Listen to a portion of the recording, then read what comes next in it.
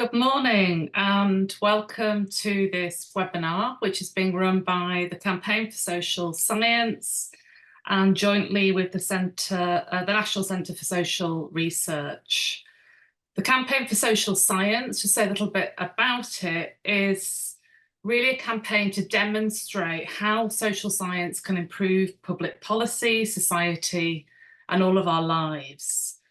Its aim is to highlight the value of applied social science research and advocate for the greater use of social science to deliver evidence-based solutions to the significant challenges and opportunities facing our society. And the campaign is supported by a coalition of universities, social science societies and publishers. So today's event is part of a series of events called the Election 24 project, being run by the campaign ahead of a likely UK general election later this year.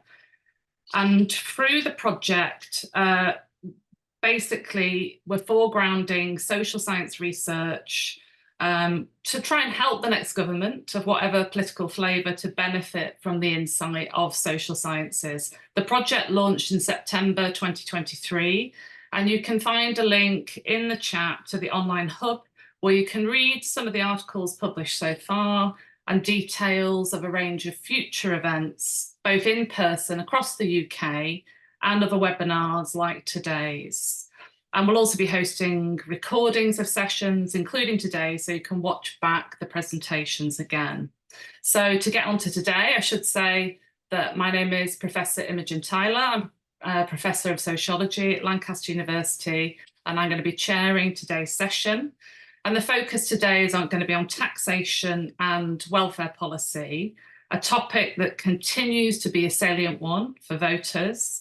And we think, and I'm sure you think, is likely to feature strongly in the upcoming general election campaigns. So what we're going to really focus on in this webinar is British social attitudes and the British Social Attitudes Survey, alongside academic research, to really try and dig down into public perceptions of welfare, specifically in relationship to taxation, and how these attitudes are starting to feature in different parties' agendas or not, and what's going on there. So for the panel today, I'm absolutely delighted to introduce our two speakers. Professor Sir John Curtice, who's a Senior Research Fellow at the National Centre for Social Research, Professor of Politics at Strathclyde University, and also Chief Commentator on the What UK Thinks EU and What Scotland Thinks websites. John will be familiar to many of you as a regular contributor as part on Scottish public opinion leading up to independence referendums, appeared on some of our television screens. He's been a regular contributor to British Social Attitudes Report series since 1986 and an editor since 1994, co-director of the Scottish Social Attitudes Survey since its foundation in 1999. So thank you, John, for joining us. And also, I'm really glad to welcome Professor Ben Baumberg Geiger, who's a Professor of Social Science and Health at King's College London. Lots of Ben's research focuses on the realities of the benefit system. Particularly, he's done research around the situation for disabled claimants, but he also does research on public attitudes to welfare, and has particular interest in stigma, the role of benefit myths, whether COVID has changed welfare attitudes, and how the media impacts on how we think about welfare and how we think about and judge each other. So massive welcome to our two speakers. And I'll just say how it's going to work today. Following the panels, following our two speakers' talks, you can submit questions, and I encourage you to submit questions in the Q&A function. I'm going to chair the speakers to speak for 15 minutes, and then hopefully we'll have a range of interesting questions from you to ask them, and time for questions and discussion at the end. And we'll be finishing at 11 o'clock. So do be submitting your questions as we go, and I'll turn to them at the end of the talks. So now I'm going to hand over to our first speaker, Professor Sir John Curtice to kick us off on this webinar. Welcome, John. Thank you very much, Imogen. And let me first of all persuade my machine to share the screen properly. I need to start off with perhaps just a little bit of clarification about what I'm going to cover and what I'm not going to cover. So, as you can see from the title, I'm going to focus on taxation and welfare spending. The welfare state, of course, in a sense, consists of two main elements. One is a set of public services, such as the National Health Service, the Education Service, social services. The other is essentially transfer payments through various forms of benefits or negative income tax if you have one, etc. I'm going to focus on the public services aspect of the welfare state, and I think Ben will talk much more about the transfer payments element of it. So that's clarification point number one.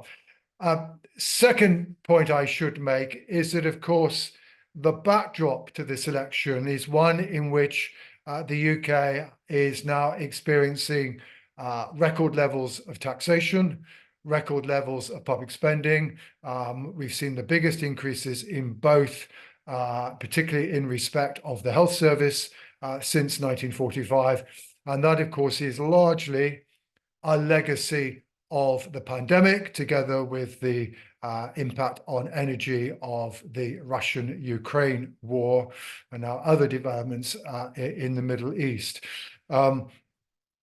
That fact, that change, that quite substantial change in the role of the state, was certainly a key issue in the Conservative leadership contest of the summer of 2022 between Liz Truss and Rishi Sunak.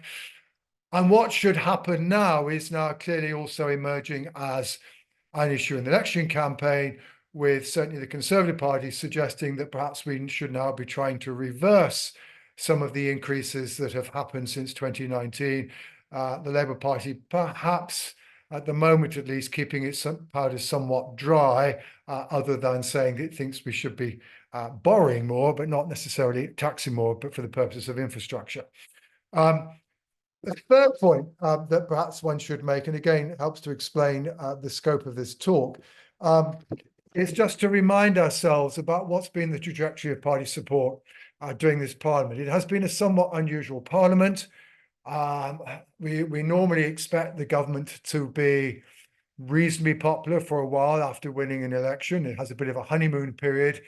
It then gets into a dip during the middle of the parliament, and certainly by this stage, we are then asking ourselves the question, well, can they recover? How much will they be able to catch up on the opposition as they come up with the goodies during the latter stages of the parliament? It is now often forgotten, however, that for the first 2 years of this parliament, the government was never, ever behind the opposition consistently in the opinion polls, as you can see from this graph. And as for our honeymoon, well, it doesn't just simply had a honeymoon, it had a rally to the flag effect in the immediate wake of the pandemic, such that for a while, 50% of people saying that they would vote Conservative in an immediate election. That compares with the 25% at which they stand now. But the other thing that's been remarkable about this parliament is, although the decline of support in the Conservatives, which began to be evident during 2021, can in part be regarded as a consequence of the emerging cost of living crisis, you can see there were two very, very specific periods during which the Conservative popularity fell. The first was in December 2021, when the first stories about Partygate emerged, and the second is September/October 2022, i.e. the Liz Truss fiscal event. And in many respects, it's not an unreasonable interpretation of this parliament to say it's been a parliament in which the Conservatives have made two pretty disastrous political mistakes, and that perhaps has driven where we are at now more than necessarily what the opposition have or haven't done. And that's certainly going to be reflected in this talk. And I'm essentially going to look at, well, where does the public stand on taxation and on public services, particularly NHS, and how far this now relates to the dilemma in which the Conservatives find themselves. So my focus, therefore, in a sense, is very much on the difficulty in which the current government find themselves. Now, if one's thinking about the current position of the government, in a sense, given the two-party character of the party competition in the UK, we're inclined to focus on, well, how much are Conservatives losing to Labour or vice versa? But actually, what's now also become clear, particularly in recent months, is that the challenge to the Conservative Party is no longer simply coming from the Labour Party, but is also coming to reform. This graph shows you the proportion of 2019 Conservative voters switching to Labour, Liberal Democrat, and to Reform respectively, and it compares the position in October 2022 in the immediate wake of the Liz Truss fiscal event and the position in all the polls last month, that's back in December. And you can see that whereas initially, basically defection from the Conservatives was indeed dominated by people switching from Conservative to Labour, now for every one person who is switching from Conservative to Labour, there's another one who's switching from Conservative to Reform, and that's also going to be reflected in some of my analysis. Now, clearly, one of the things that the current government thinks it might be able to do in order to recover its electoral position is to try and implement some tax cuts beyond the reduction in national insurance that has recently taken place. And in a sense, the question that's going to hide beneath my analysis is going to be, well, what do the prospects look like so far as being an effective electoral strategy is concerned? Now, one way of looking at this is to ask various questions about what are the most important, people think is the most important issues facing the country, on which certainly tax cuts doesn't currently, the level of taxation certainly doesn't appear in Ipsos's data, although the state of the economy and the cost of living and the NHS does. Another, I love this little piece of polling done by Public First, in which they asked people, what are the things that you think that have gone badly under the Conservatives since 2010? I should say the same poll did also ask about what they thought they'd achieved, but it's not particularly relevant to what I'm wanting to talk about here. You'll see the NHS features prominently, as does the cost of living, Liz Truss and her economics. Immigration features, particularly for Conservative voters.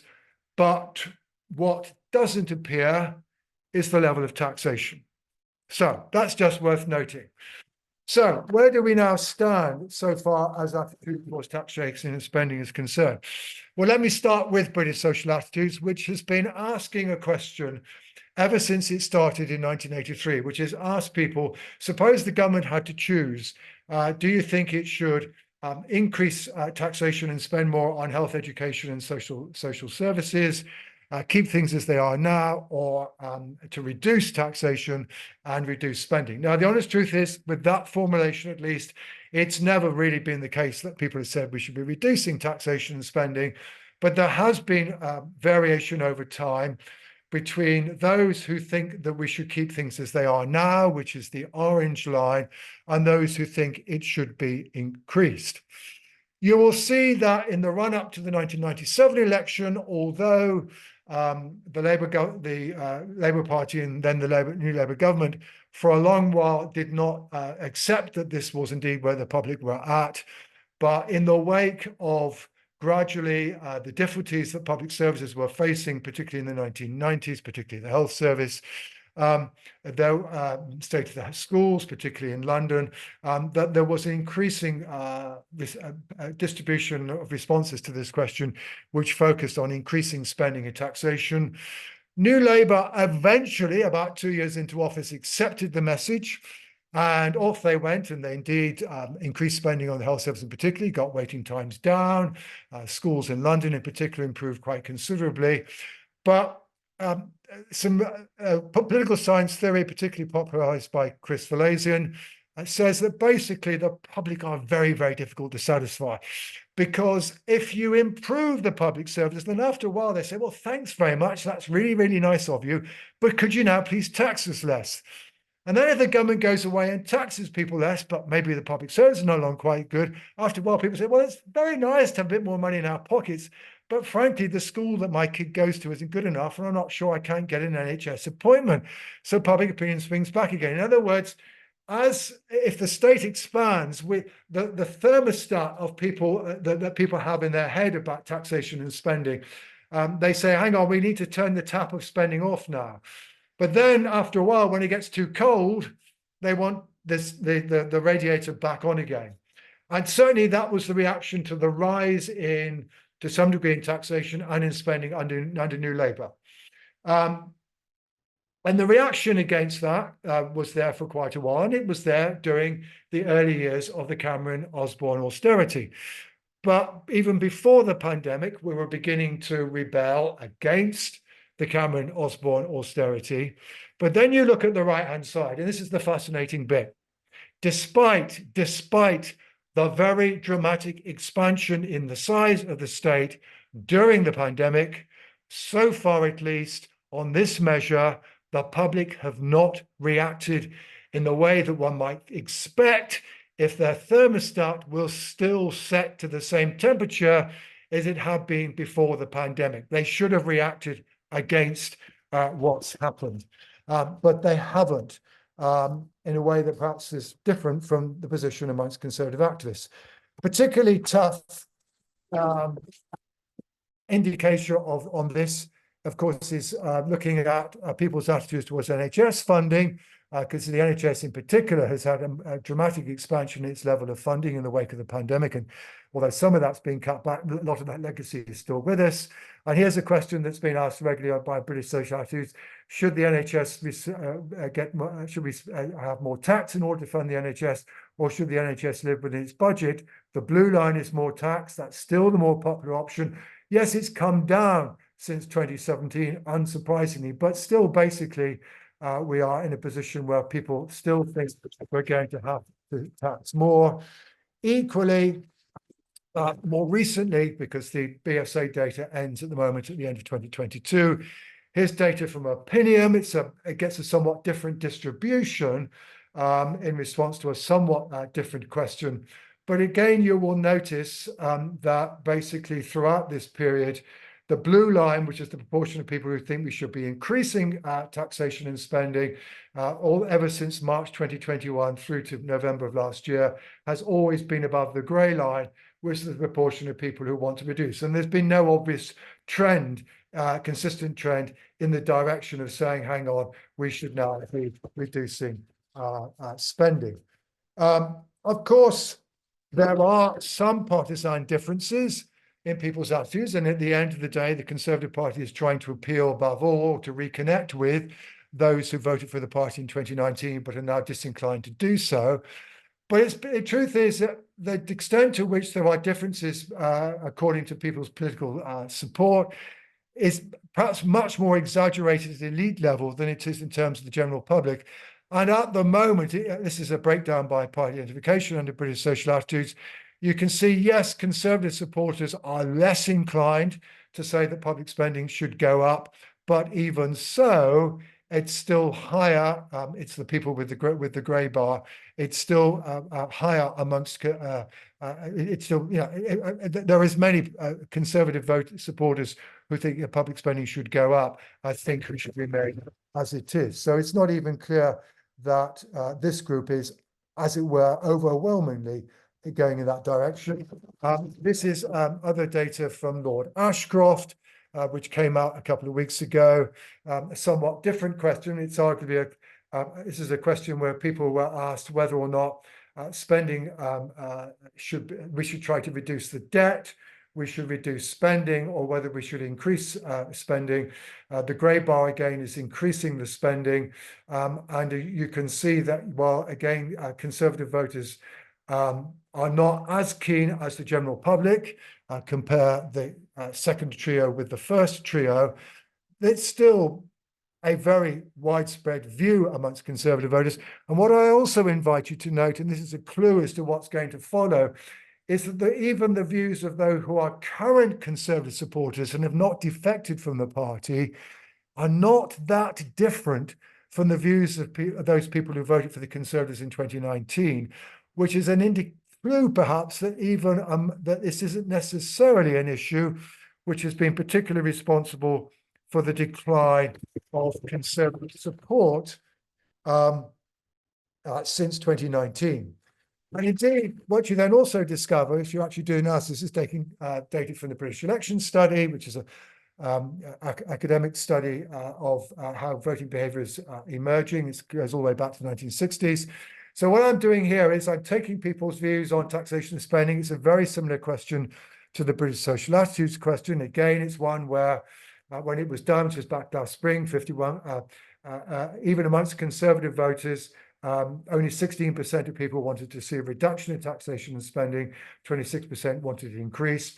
But the crucial point here is that if I break 2019 conservative voters down according to whether or not they think taxation and spending should go up or go down, there isn't any difference, which suggests that actually, therefore, people's views on this subject and whether or not they would like taxation reduced or not, and therefore the expansion of the state, is not something that is clearly tied to the loss of support by the Conservative Party.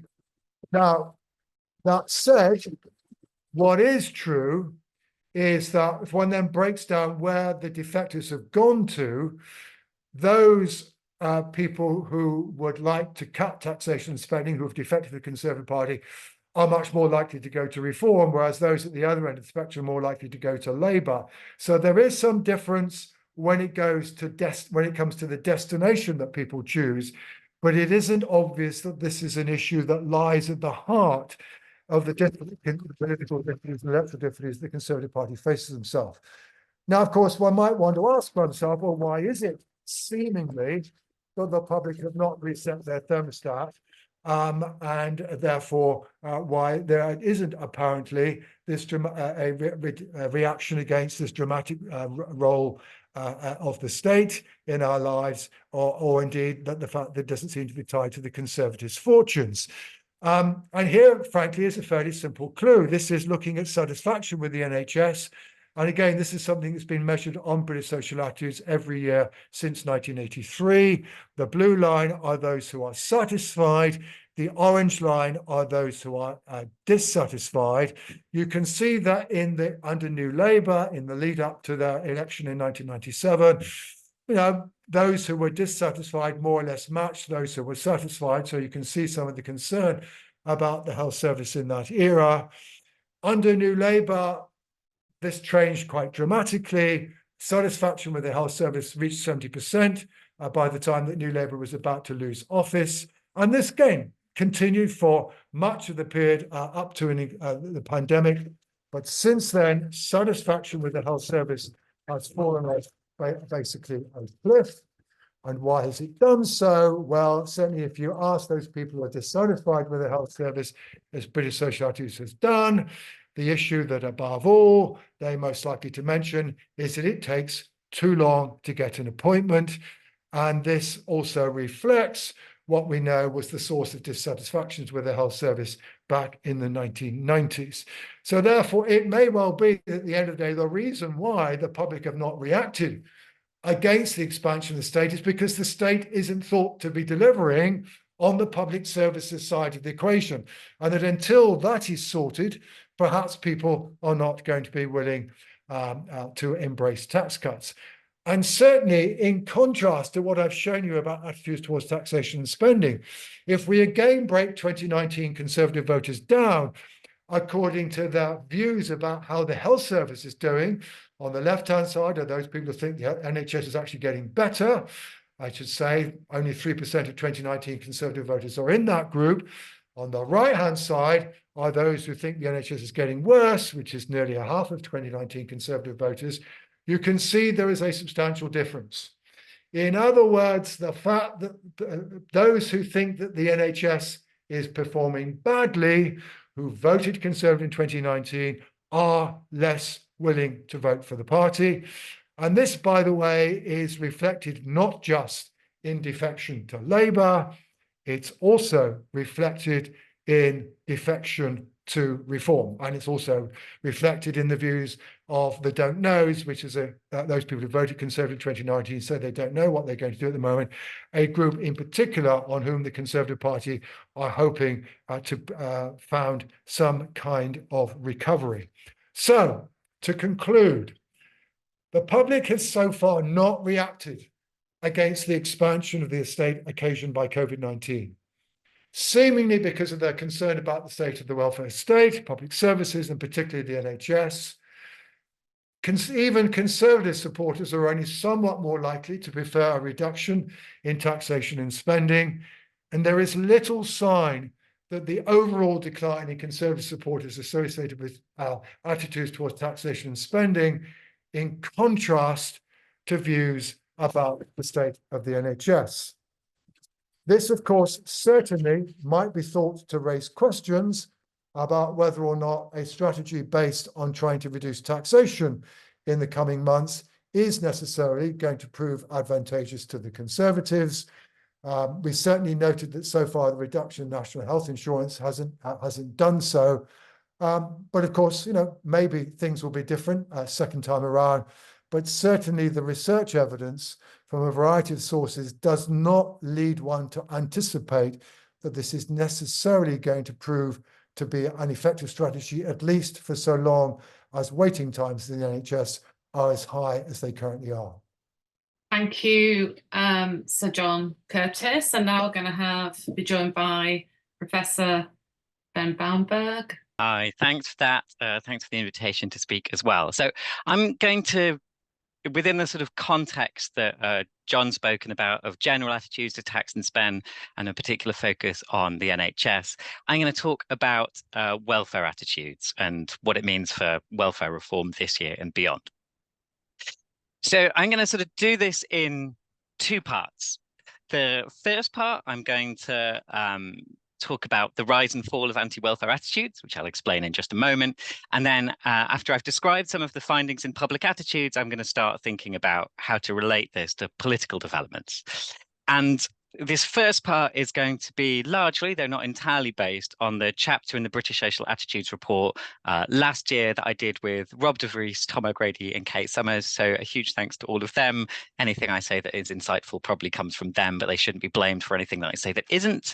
And just to say as well, my preferred version in how the charts look, which you will see here, is on the Inequalities Substack, which there'll be a link to at the end. And I think Amy might put a link to it in the chat at some point during the talk.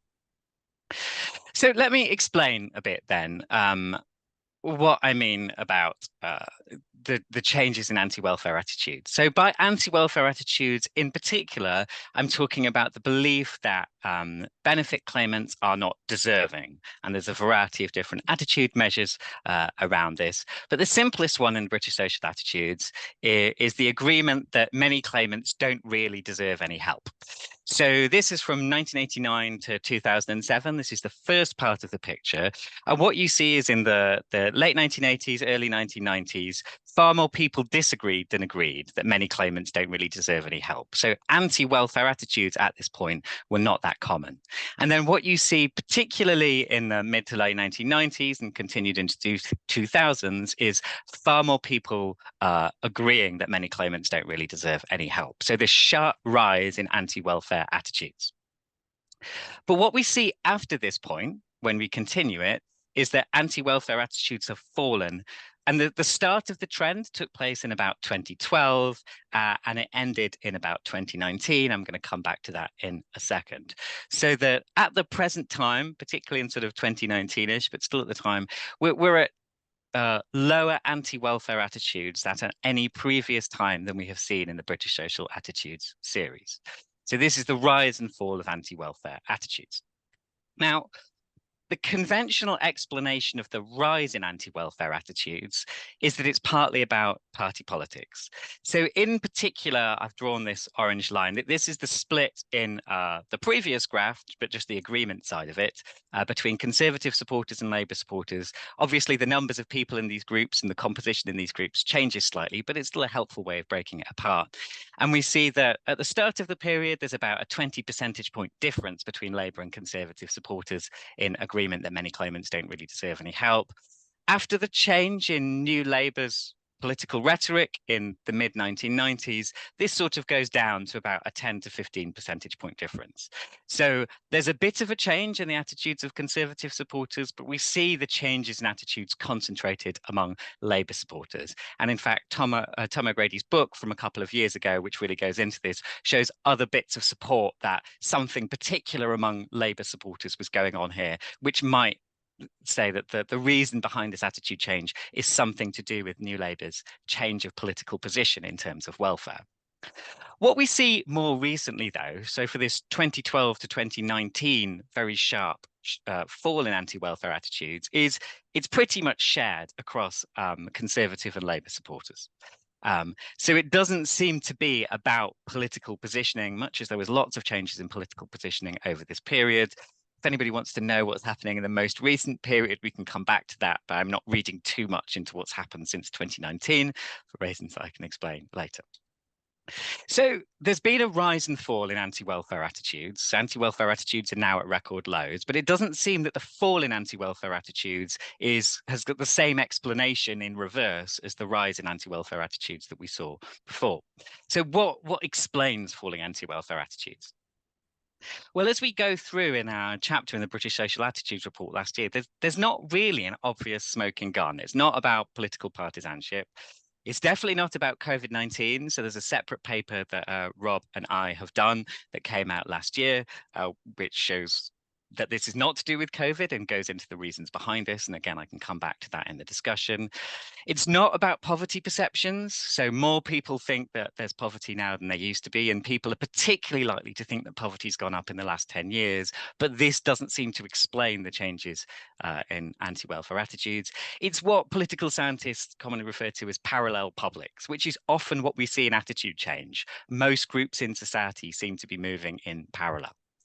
So plausibly, what's going on here? Well, one of the things that might be going on is that there's a kind of a less hostile political rhetoric since the sort of high watermark of Cameron Osborne era austerity, where there seems to have been a deliberate attempt to create a dividing line between the Conservatives and Labour around welfare policy. But since then, the politics have become less hostile, and the media coverage of issues around welfare has become much more positive than it was at the time. So again, looking at Tom O'Grady's book, we'll see even in newspapers that are associated with quite anti-welfare coverage, like the Daily Mail, having a much changed balance over the 2010s than they did before.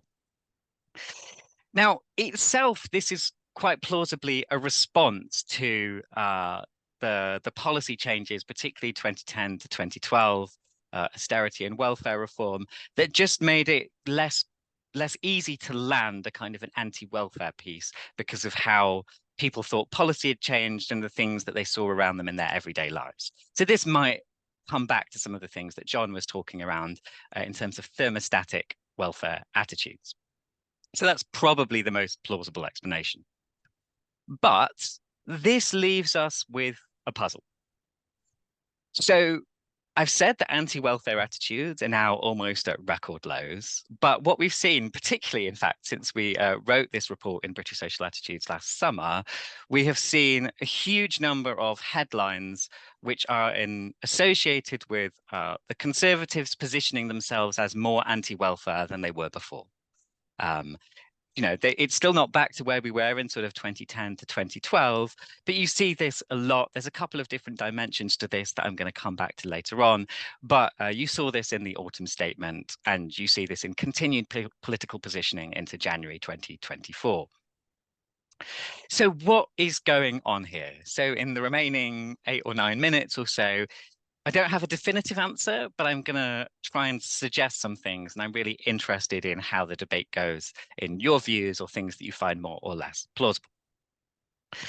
So firstly, while it's easy to say that anti-welfare attitudes are at record lows, attitudes are in fact much more ambivalent than this sounds. They're not quite as strongly pro-welfare as that sounds. So this is also from the British Social Attitudes Report. And these are not perceptions of benefit claimants and how deserving they are. It's about preferences for spending on welfare. So you can see, well, there's the same sort of general pattern. There's a sort of a decline in support for more generous benefits and then an uptick from about 2012. But you can see the scale of this is completely different to anti-welfare attitudes. We are nowhere near back to the same support for more welfare spending that we were in the late 1980s and early 1990s, for example. And moreover, as well as attitudes being, so it's worth saying, you know, there's different dimensions of attitudes, but also in some ways, even the pro-welfare attitudes we have are maybe a little bit softer than they could be representative being. So these are just three of the selected most important issues facing the country in the YouGov tracker series from 2011 or so. You can see health rising, the economy going down and then going up again. But welfare was never a really high priority, although it was hovering about 30% around the time of austerity and welfare reform.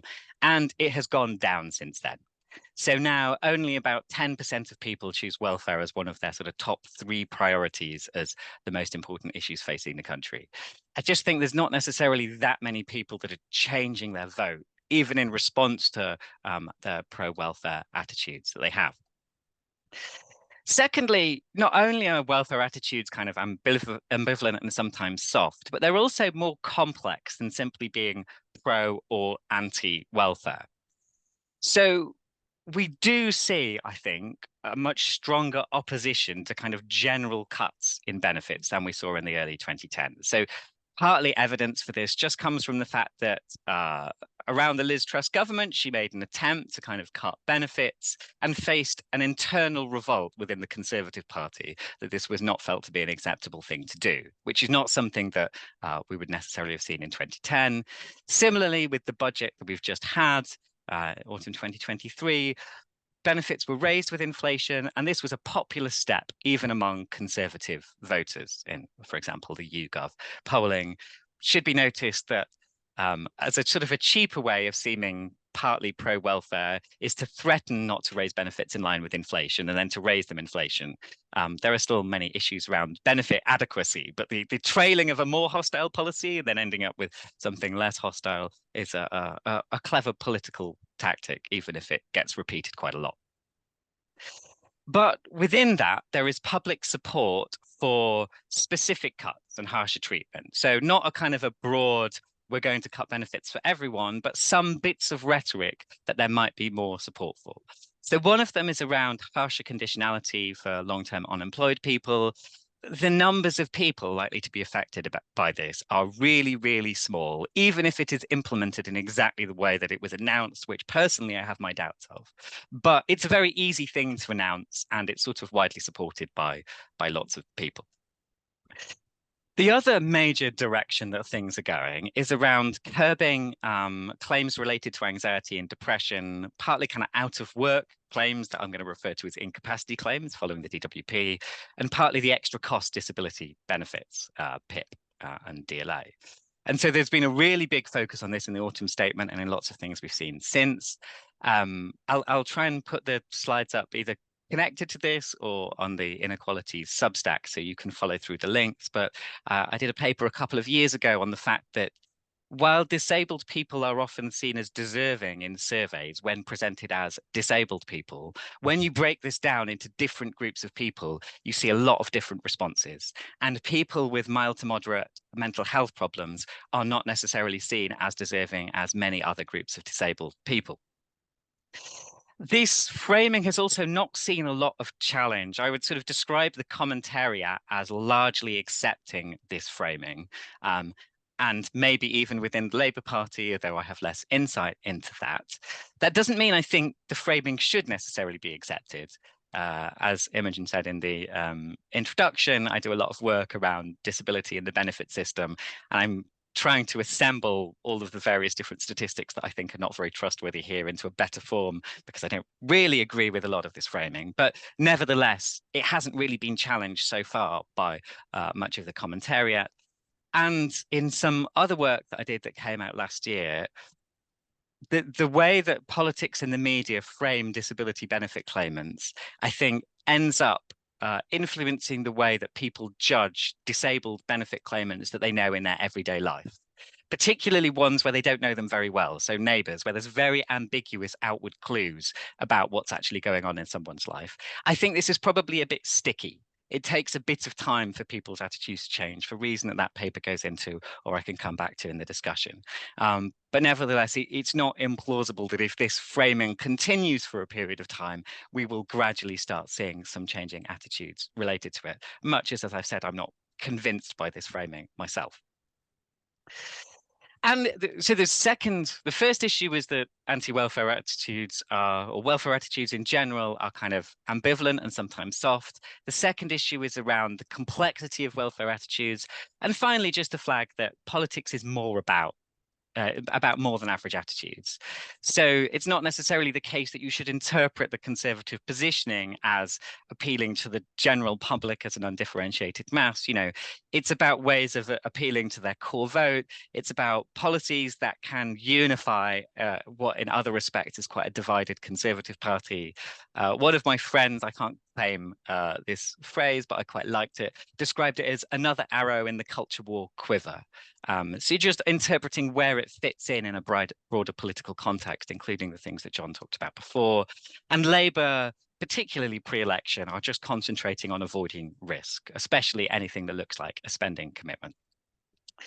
It doesn't necessarily appear that the conservative positioning has done a lot for the perception among conservative voters about how well the government is handling the issue of welfare benefits. This is the YouGov tracker about how well conservative voters think the government's doing on welfare. And we see it's just been getting worse and worse, and it's in a kind of a bad place at the moment, even among people that would support the government. But in some respects, that may reflect wider perceptions that people have around how the government is doing, rather than direct opposition to anything that they've said. So I've mostly talked about the Conservatives so far. I just want to quickly touch on Labour's political space in a couple of slides before finishing. So if Labour win the 2024 election, which I can say nothing about the plausibility about, you can come back to John for talking more about that. But if they did, they're not going to say anything about welfare, particularly before that election, I would guess, because they don't want to make spending commitments. But if they do, they face a series of challenges. One of which is, I would say, they need to address adequacy, because among people that support Labour and a variety of other stakeholders, the inadequacy of the benefit system is a major issue. But at the same time, there are a lot of fiscal challenges, including in the way that the public finances are being presented in the budgets to make them look better than they actually are, as lots of people have commented on. So it's going to be a difficult fiscal space. And also the issues themselves and the public attitudes to them are quite complex. The disability and incapacity benefits issue that I just said, things like the 2-child limit, which is a bad policy designed for effective political reasons, and as such is quite difficult to respond to politically. But then there are also opportunities. So one of them is that, as Sam Friedman has put it, you don't want to follow narrow single item polls in understanding what to do on welfare, or indeed any issue. And indeed, even in the time of Beveridge, it wasn't that there was overwhelming public support for change. There is a need to persuade rather than just follow polls. But there is a fertile ground for potentially persuading people. Most people of all political persuasions think welfare is working badly, and attitudes are relatively pro-welfare now, particularly in some respects.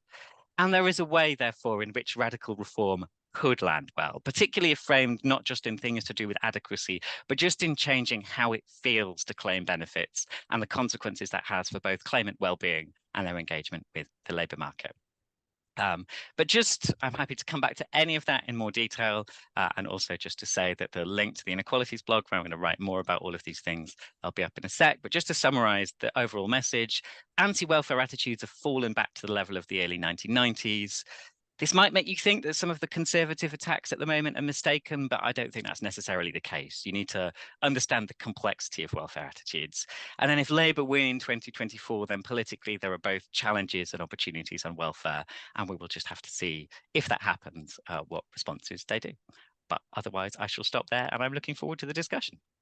Thank you to our speakers, Ben and John. What's really helpful, I think, is we got some insights there into different parts of welfare. So we got a focus on services, public services, certainly on national public services, and the NHS as a kind of potential thermometer or barometer of public attitudes. And then we got a focus on benefits and welfare benefits from Ben. So we got nicely two different sides of public attitudes around welfare. One of the things that really strikes me just before we turn to questions is actually public literacy, thinking of John Hill's work around what welfare is when we ask questions, what the public are including or not including when they think about even the term welfare. There's a kind of, I find, a knee-jerk reaction to think of welfare as benefits and not encompassing the whole of the kind of infrastructure of public services, etc. And it's when we dig down into public attitudes about particular public services, such as education, the NHS, we might find a more complex picture, but having those both highlighted today has been really useful, I think. And another thing, you know, that really strikes me is one of the places where Ben ended up with the Sam Friedman quote was on public attitudes as opposed to do politicians follow public attitudes, which at the moment seem quite confused around taxation and welfare spending in terms of where they may pitch, or do politicians, jumping in, or do politicians lead in persuading around public attitudes? I'm going to turn to some of the questions now, and please do carry on putting your questions in the chat. So first of all, we've got a question from David Ferguson, which is really interesting in relationship to the growth of the state, which in itself is interesting, I think, in terms of public attitudes, because I think in terms of cost of living, do people feel the state has grown, or there's more money being spent at the moment? Because I'm not sure that that's reaching everybody. But he's asking, is there any current or upcoming research into why the public's attitude for tax cuts appears to be lower than expected? What reasons might there be that the public attitude for a kind of traditional conservative tax cut regime is lower than expected? And his view is that maybe the pandemic showed the value of public services in a very tangible way. But it'd be interesting to ask both John and Ben to respond on that kind of what seemed to be quite not confused, but unclear data on public attitudes to taxation at this point in time as we run into the general election. Shall I pick that first up, Imogen? Yes, please. So, I mean, the $64,000 question, at least for social scientists, and I guess also for policymakers, is whether or not, as I, in a sense, interpret it, the current state of public opinion is a reaction to the state of the public services, and that if the state of the public services were to improve, we might then want to see a smaller state, or whether indeed the experience of the pandemic, the discovery that there is a magic money tree, at least for a while, the extent to which the intervention of the state in saving the labour market, as well as the expansion of the health service, enabled us to get through the pandemic as well as we did. And that therefore people have come to appreciate the state more. That is a possible interpretation, but I think the honest truth is we won't really know the answer to the question for at least 2 or 3 years. Either the size of the state will go back down and the public will accept it, or it doesn't go back down and we still don't see a reaction. So I think, you know, that's we look to see.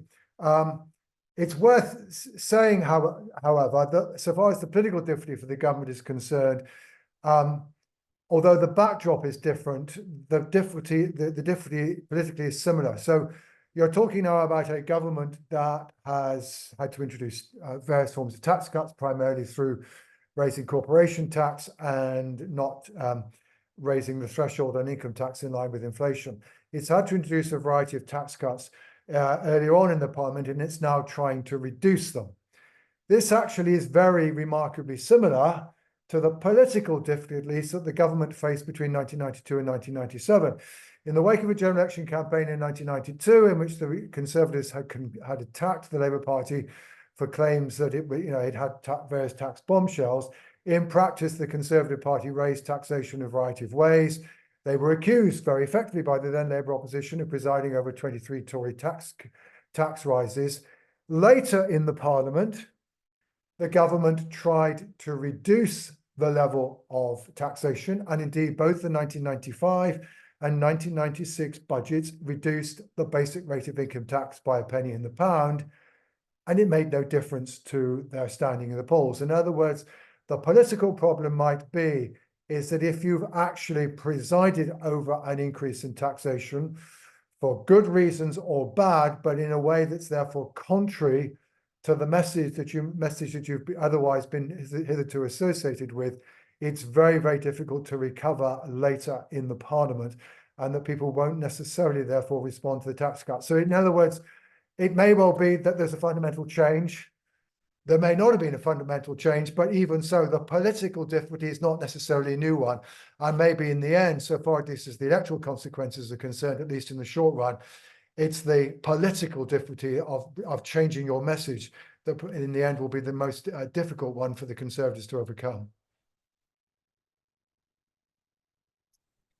Ben, I don't know if you want to come in on that. I've got lots of questions coming in, so we Yeah, no, I'm happy to leave that one as John's response and to come back to other questions. So I'm going to ask these next two questions together, which are about differences in demographics in terms of public attitudes. So Ben Furman asked, do you see differences in public attitudes in different parts of the UK? For example, different attitudes in Scotland and Wales around welfare, I think encompassing all its aspects, to the UK or England. And James Lundy asks, is there a breakdown of public attitudes on welfare relative to socio-economic background? So do the views of those on lower incomes or higher incomes have differing perspectives, and what might that tell us? And why might that be important? Yeah, so happy to come in on both of those. So yeah, there are big differences between different socioeconomic groups. A lot, particularly the anti-welfare attitudes, tend to be associated with a scale that in British social attitudes is referred to as like the authoritarian to libertarian scale, rather than the sort of economic left to economic right. So that's sort of associated a lot more with kind of whether people voted for Brexit or their attitudes to capital punishment, rather than on views about average levels of taxation, particularly in the anti-welfare attitudes bit. So there is a lot of patterning around that. What we do find, though, is that the trends that we've seen, like the fall in anti-welfare attitudes, are seen pretty much equally across everybody. So while you do have these differences between different groups in their attitudes to welfare, it doesn't seem to be that there's anything that affected one group more than another. Similarly, around different parts of the UK, I mean, one of the things that's quite surprising is that attitudes to welfare in Scotland have tended to be very, very similar to attitudes to welfare in England, particularly once you take other socio-demographic factors into account. The political culture leads to a different expression of fairly similar underlying attitudes. So the politics of welfare are quite different in Scotland, but I don't think that's driven by the fact that Scottish people somehow think really, really differently about it. It's just the way in which those attitudes come into public debate. And exactly how that goes with, I didn't go into it, but there's obviously a series of interesting political developments in Scotland about payments for children, payments for disabled people. Probably it's too early for voters to have a judgment on the one for disabled people, because the numbers are moving over to it are still relatively small, but it will be really interesting to see where that goes as the systems diverge a bit more. John, have you got anything to add? No, that's perfectly good answer. Why don't we move on to another question, Imogen? So I'm going to try and ask these two questions together. So one question that's coming up from a number of people asking is around the framing question, and to what extent media as well as political discourse is framing public attitudes. And I guess that leads into a second question. So there's one specific question from Will Snell from the Fairness Foundation around framing, for example, is it possible to imagine reframing, as in the case of the JRF Trussell Trust attempt to frame around minimum levels of benefits? So they're talking here around benefits rather than overall services. So, you know, what is there research that shows that relationship between media framing and public attitudes? And is there kind of a space in there for progressive change through reframing, for example, for minimum basic incomes for everybody? That's another for you, Ben, I think. So, I mean, it is the million-dollar question in some ways. I mean, there's lots of research around framing. Lots of it is done in a slightly artificial context, which shows that if you just give somebody a new frame and then ask them for their attitudes are totally different. But in the real world, obviously, the effects tend to be more muted because we see battles between different frames. So how powerful any of them are, it also depends on the actors that are using it and how effective they are in that cut and thrust. Personally speaking, and it is very difficult to have really confident conclusions here, but I don't think that trying to do reform which is all around adequacy and nothing else is the most effective reframing, much as obviously something needs to be done on adequacy and tying things to the essentials guarantee that's being proposed by a variety of different groups, which I think is great. There's, you know, lots of people think the welfare system is working badly. What they mean by badly means a whole bunch of different things to Conservative voters and Labour voters. But most people will say, you know, the right people aren't getting benefits. Some people get benefits who don't deserve it. Other people don't get benefits who do deserve it. Some people are treated really badly. It doesn't support people getting into work. So I actually think there's space for something that is much more radical, which just says, we want a benefit system that works in a different way and feels totally different to people. And in the course of doing that radical reform, you can address issues around adequacy tied to things like an essentials guarantee. But I just think, firstly, I think that would be probably a more useful reform for any outcome you might be interested in. But also, I just think it would land better with a wider group of people. I think if you just focus on adequacy, there will be a group of people that are responsive to it, but there will also be a group of people that are not. Can I just add one thing to that, which is that I mean, I guess one of the ways in which attitudes towards welfare do get framed in a way that's potentially disadvantageous to recipients is the presumption that those who receive welfare are not working. And of course, that is not the case. I think, Ben, the majority of people who receive benefits are in work. Of course, that does therefore mean that one of the ways in which you can try to attempt to reduce the welfare bill, if you want to use that term, is to raise wages. And in a sense, that's also one of the tactics that a Conservative Party that was hitherto very sceptical about minimum wages has now embraced it and has been pushing up the minimum wage more than wage levels in general. And of course, one of the things that potentially does is it does help to reduce the amount at which the state feels obliged to spend. In other words, you basically push the requirement for ensuring that at least there is a minimum level of income in a society onto the private sector rather than just simply onto the state. Just to add one very quick word onto that. I didn't address it, but actually it's very difficult to figure out what the public thinks about welfare because the words that we use and the thought categories that people have are about things like out of work benefits, and universal credit is, you know, it combines out of work and in work benefits. And I don't necessarily think that people's ways of thinking or the language we use have necessarily kept up. So everything is a little bit messy and confused about the fact that people are moving in and out of work and they can be staying on universal credit, but emerging in different statistical categories for different purposes. I really agree with that, Ben, and we don't talk about pensions very much when we talk about welfare benefits as well. That's really helpful, and I think there's we've just got perhaps 1 minute to respond to a question that's really challenging on immigration that's come in around how welfare is framed, and I'm thinking here about services in particular in relationship to immigration. And I wondered if either of you wanted to respond to that before we finish in a moment. Well, it's certainly argued in the academic literature that one of the potential issues with immigration is, in a sense, you know, welfare and support for welfare is predicated on the assumption that you feel that you have a regard for your fellow citizens, fellow members of the society, but that there is a risk, of course, that people don't necessarily regard migrants as satisfying that condition, either psychologically or materially, because they've not been in the country for terribly long.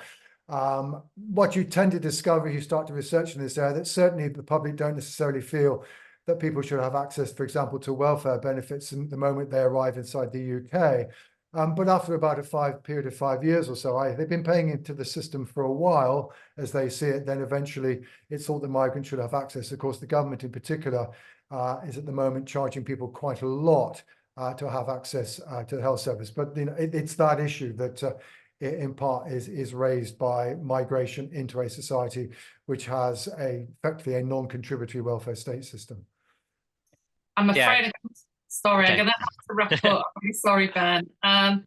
This has been a really great and interesting, I think, beginning of a debate around public attitudes, taxation, welfare in the run-up to general election.